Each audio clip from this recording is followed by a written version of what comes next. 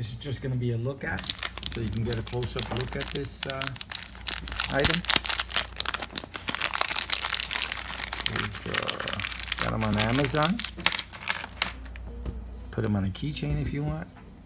So USB to regular USB connection. It's an adapter. So there's 3 of them that come in the package. Do a quick measurement.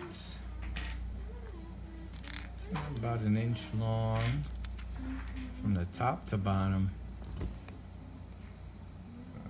1/8 inch and 1/8 left to right. 5/8. Not too thick, I don't think so.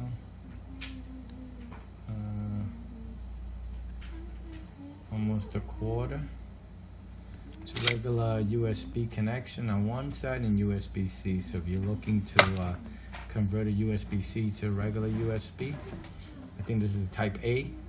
I sometimes get the names mixed up.